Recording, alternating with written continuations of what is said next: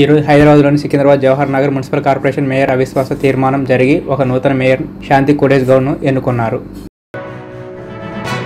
Malkajgiri ex MLA Surender Reddy గారు నూతన mayor శాంతి గారికి అభినందనలు తెలిపారు.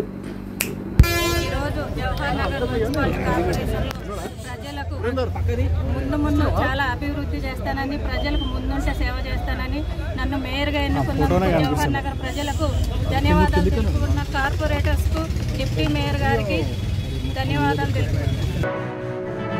జవహర్ నగర్ 15వ ward corporator ex mayor Mekal Kavya గారు తనను కావాలని రాజకీయ కుట్రతో తన మేయర్ పదవిని తొలగించారని ఆరోపించారు.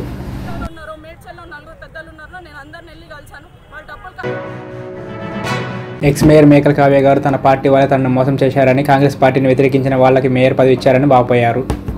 మా కార్పొరేటర్స్ అందరు 19 మంది గారి సహకారంతో ఈరోజు మేయర్గా ఎన్నుకోవడం జరిగింది. మన క్వశ్చన్స్ పొద్దున తప్పితే మేమేమన్నా సంపాదిస్తున్నామా, మేమేమన్నా చేస్తున్నామా, గడిచిన గత పదవులు ఏమన్నా తీసుకున్నామా, మేమేమన్నా ఈ ఉన్న పదవులే కదా, లేని పదవులు అయితే మాకు అనేటోళ్ళు మస్తు అంటారన్న, ఓర్వలేక దునియా అంటారు.